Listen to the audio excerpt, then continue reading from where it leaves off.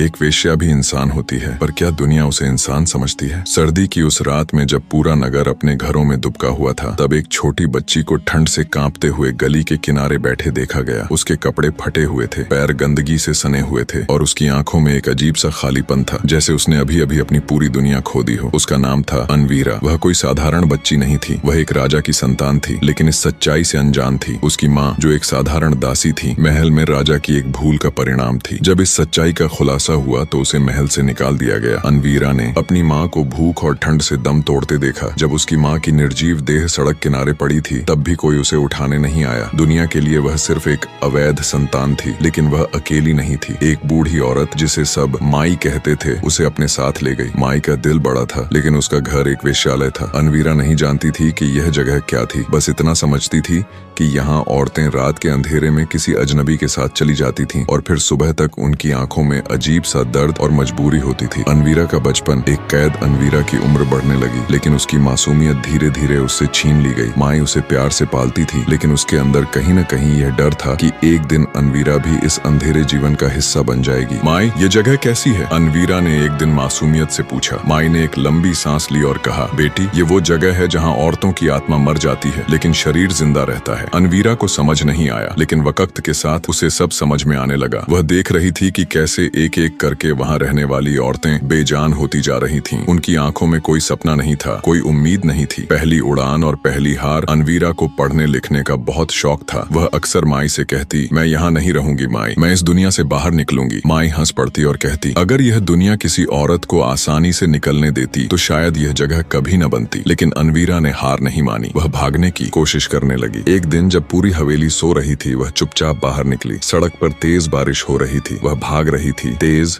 और तेज। उसकी सांसें फूल रही थीं, लेकिन वह नहीं रुकी। उसे एक नई जिंदगी चाहिए थी, एक ऐसी जिंदगी जो इस अंधेरे से दूर हो। लेकिन नियति को कुछ और ही मंजूर था। जैसे ही वह नगर के बाहर पहुंची, उसे कुछ सैनिकों ने पकड़ लिया। कहाँ भाग रही हो लड़की? उनमें से एक ने क्रूर हंसी के साथ कहा, यह दुनिया तुम्हारे जैसी औरतों के लिए नहीं बनी। वह सैनिक उसे फिर से उसी वेश्यालय में छोड़ गए। अनवीरा पहली बार रोई नहीं थी, बल्कि उसकी आंखों में एक गहरी नफरत उभर आई थी। नफरत इस समाज से, इस व्यवस्था से और खुद से। बरम से पहली मुलाकात। समय बीतता गया। अब अनवीरा बड़ी हो चुकी थी। उसकी खूबसूरती की चर्चा पूरे नगर में थी, लेकिन उसकी आत्मा आज भी उतनी ही घायल थी। और तभी उसकी जिंदगी में आया राजा बरम। एक रात जब अनवीरा अपनी कोठरी में बैठी थी, तब हवेली के दरवाजे पर दस्तक हुई। जब दरवाजा खुला तो सामने एक रौबदार व्यक्ति खड़ा था। उसकी आंखों में गहराई थी, चाल में आत्मविश्वास और चेहरे पर एक ऐसी चमक जो किसी आम आदमी में नहीं हो सकती थी। तुम्हारा नाम क्या है? उसने पूछा। अनवीरा ने उसकी ओर देखा और हल्की मुस्कान के साथ कहा, नाम से क्या फर्क पड़ता है सरकार, आज जो हूँ कल वो नहीं रहूंगी। बरम मुस्कुराया, लेकिन उसकी मुस्कान में दर्द था। अगर नाम से फर्क नहीं पड़ता तो जिंदगी से क्या फर्क पड़ता है? अनवीरा पहली बार चौंकी। यह सवाल किसी ने उससे पहले कभी नहीं पूछा था। बरम आगे बढ़ा और बोला, हर किसी की एक कहानी होती है, मैं तुम्हारी कहानी सुनना चाहता हूँ। अनवीरा को यह सुनकर अजीब लगा। कोई पुरुष पहली बार उसके अतीत में रुचि ले रहा था, न कि सिर्फ उसके शरीर में। उस रात पहली बार अनवीरा ने अपनी पूरी कहानी किसी के सामने रखी। कैसे वह एक दासी की संतान थी, कैसे उसकी माँ ने उसकी खातिर अपना सब कुछ त्याग दिया, कैसे उसे इस दलदल में धकेल दिया गया। बरम बिना एक शब्द कहे सुनता रहा। जब वह पूरी तरह चुप हो गई तो उसने बस एक बात कही, तुम एक वेश्या नहीं हो अनवीरा, तुम हालातों की मारी एक इंसान हो, लेकिन अगर तुम चाहो तो इस जिंदगी से बाहर निकल सकती हो। अनवीरा की आंखों में आंसू आ गए। ये पहली बार था जब किसी ने उसे सिर्फ एक औरत के रूप में नहीं, बल्कि एक इंसान के रूप में देखा था। क्या राजा बरम सच में उसे इस अंधेरे से निकाल सकेगा, या समाज उसे कभी अपनाने नहीं देगा? तो क्या आप जानना चाहते हैं आगे क्या होगा? तो कमेंट में बताइए और वीडियो को लाइक करना ना भूलें।